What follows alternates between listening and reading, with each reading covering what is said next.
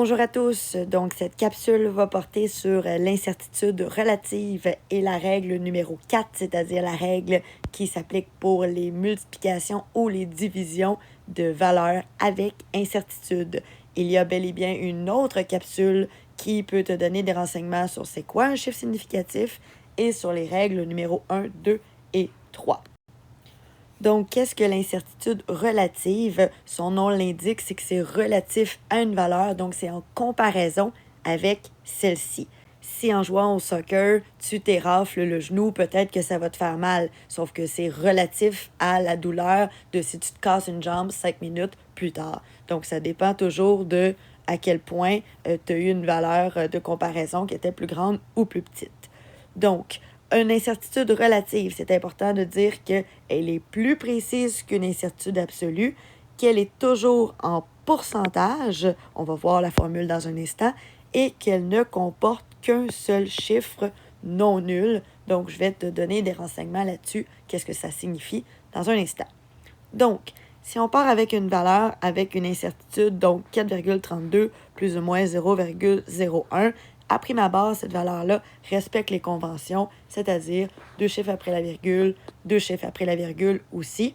Mais pour un calcul de la règle 4 qu'on va voir dans un instant, j'ai besoin de transformer cette incertitude-là, qui est pour l'instant donnée en grammes, si tu fais la distributivité de l'unité, en pourcentage. Donc, on va aller calculer 0,01 grammes divisé par 4,32 grammes fois 100, et ça va nous donner 0,2%.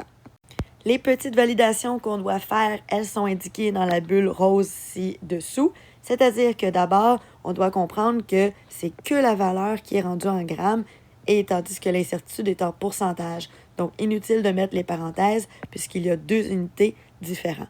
Ensuite, on doit comprendre que si vous l'avez pitonné sur la calculatrice, cette fantastique équation-là, qui, je le dis officiellement, est l'incertitude absolue divisée par la mesure, dans ce cas-ci 4,32 fois 100%, te permet donc d'obtenir 0,23 sur ta calculatrice.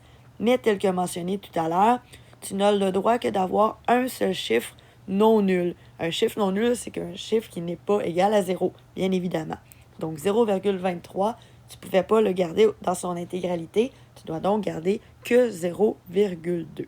Finalement, tu te questionnes peut-être par rapport à maintenant, là, comment ça se fait qu'il y a un chiffre après la virgule et il y en a deux. Qu'est-ce qu'on fait? Est-ce qu'on doit couper le 2 et donc garder 1,3? À vrai dire, la réponse, c'est non. Je t'ai parlé que l'incertitude relative était plus précise que l'incertitude absolue. Ce serait donc assez atroce d'éliminer des chiffres qui sont probablement significatifs en voulant convertir un type d'incertitude en un autre type d'incertitude.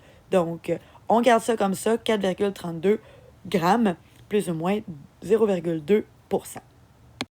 Donc ici, tu as des petits exercices où tu dois convertir des incertitudes absolues en incertitudes relatives. La formule t'est encore donnée ici, mais ça devra devenir un réflexe puisque la formule ne sera pas donnée dans les examens.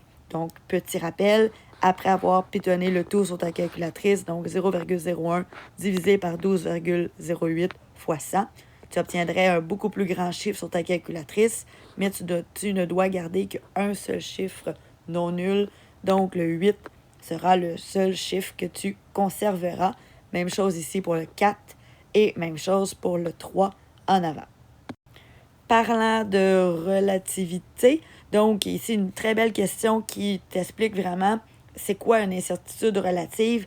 Donc, si tu prends l'incertitude absolue qui est de 2 millilitres, contrairement à une autre valeur que tu aurais mesurée, où l'incertitude serait de 1 millilitre, tu peux croire que clairement 1 millilitre, c'est beaucoup plus précis que 2 millilitres. Sauf que l'affaire, c'est qu'il faut que tu regardes, c'est relatif à quoi?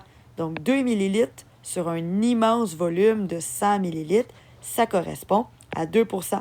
Alors que 1 millilitre, si on prend un volume de 10 millilitres, donc un cylindre gradué de 10 millilitres, ça correspond à une incertitude relative de 10%. Donc, c'est énorme de faire une erreur de 1 millilitre sur 10, alors que c'est moins pire de faire une erreur de 2 millilitres sur 100, parce que 2 millilitres, je le rappelle, c'est équivalent à 2%. Donc, tout est relatif. C'est donc important de faire ce genre de conversion de temps en temps, particulièrement pour la règle numéro 4 qui s'en vient. Donc, voilà. Quelle est-elle justement, cette fameuse règle 4? Elle stipule que lorsqu'on va faire des multiplications ou des divisions avec les incertitudes, il faut absolument additionner les incertitudes relatives. Donc, je fais mon calcul comme d'habitude, 12,08 multiplié par 5,34, ça nous donne 65,5072.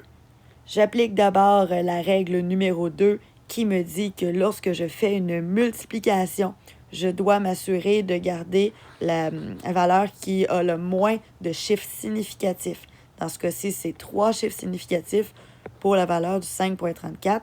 Donc, au lieu de garder tout ce que je vois sur ma calculatrice, je vais garder 3 chiffres significatifs, donc 6, 4 et 5. Après ça, j'applique ma règle numéro 4 pour comprendre qu'est-ce qui va se passer. Donc, si j'ai des incertitudes absolues, je dois les convertir en relatives, on vient de le voir. Et lorsque les incertitudes sont sous forme relative, simplement, je les additionne. Donc, 5 plus 0,2 me donnerait théoriquement 5,2. Par contre, je te rappelle que mon incertitude relative ne doit avoir qu'un seul chiffre non nul, donc ça revient à 5%. Si évidemment j'avais eu une valeur ici de 1 ou de 2, là ma valeur aurait été changée pour un 6 ou pour un 7. Donc voilà, et évidemment on comprend qu'au besoin, je peux reconvertir le 5% en incertitude relative, en incertitude absolue pour retourner à notre valeur initiale. 2 petits exercices pour conclure. Le premier qui est clairement la loi de Ohm. Tu as reconnu la résistance en Ohm et l'intensité en ampères. Donc, tu as le fameux U égale à R multiplié par I. Tu comprends donc que tu obtiens un nombre de volts ici même. Ensuite, donc tu fais ta multiplication selon la règle 2, 14,05 multiplié par 0,35. Ça nous donne sur la calculatrice 4,9175. Tu as 2 chiffres significatifs à droite et 4 à gauche. Donc, c'est la valeur qui en contient le moins, c'est-à-dire 2. Donc, tu ne garderas que 4,9. Ensuite, tu as des valeurs de 10% et de 5%. Selon la règle numéro 4, tu dois les additionner. 10 plus 5, ça fait 15. Par contre, je te rappelle que tu ne peux pas avoir plus d'un chiffre non nul. Et donc, 15 va être arrondi à 20 pour respecter cette convention de chiffre non nul, 0 étant un chiffre nul et 2 étant un chiffre non nul. Donc oui, je suis d'accord que c'est assez une grande approximation, mais c'est comme ça qu'on va le traduire. De l'autre côté, donc on a des grammes par des millilitres. Donc c'est un exercice de masse volumique où on divise une masse par un volume. Donc on fait la même chose selon la règle 2, 13,54 divisé par 12,08. On a 4 et 4 chiffres significatifs, donc c'est correct de garder 4 chiffres significatifs. On utilise notre logique pour déduire l'unité, donc dans ce cas-ci, c'est des grammes par millilitre. Et on a 20% et 5%. Donc, je vous rappelle que même si c'est une division, on additionne les incertitudes relatives.